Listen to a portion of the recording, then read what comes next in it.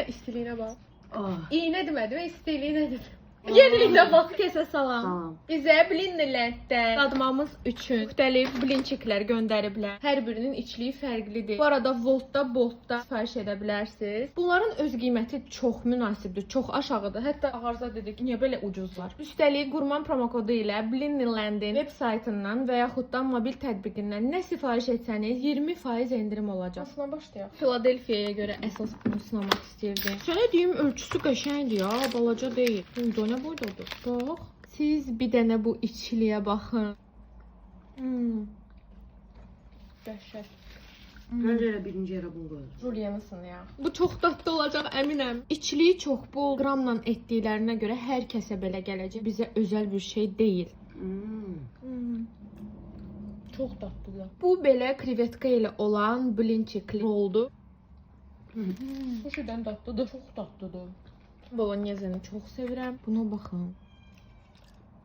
Vallahi. Bəyəndim. Növbəti hansına keçək? Burada çox maraqlı belə bir məhsul göndəriblər. Noodle'ın yerinə blinçik xəmiri. Zordur. Partizan adlı elə bir blinçik var burada. Bunun içinə baxın. Bax bir dənə. Aynen.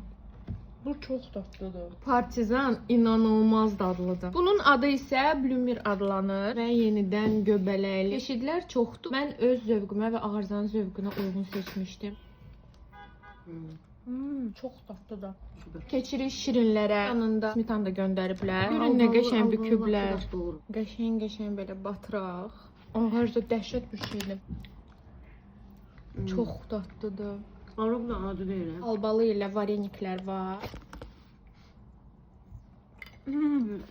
Dursun. Bu da dadlıdır. Son olaraq sizə Şokoban adlı belə blinçiki göstərmək istəyirəm. Blinçikin arasında isə Nutella və banan var. Yəni bu birlikdəlik necə dadlı olmaya bilər ki? Güzel. Bağlı.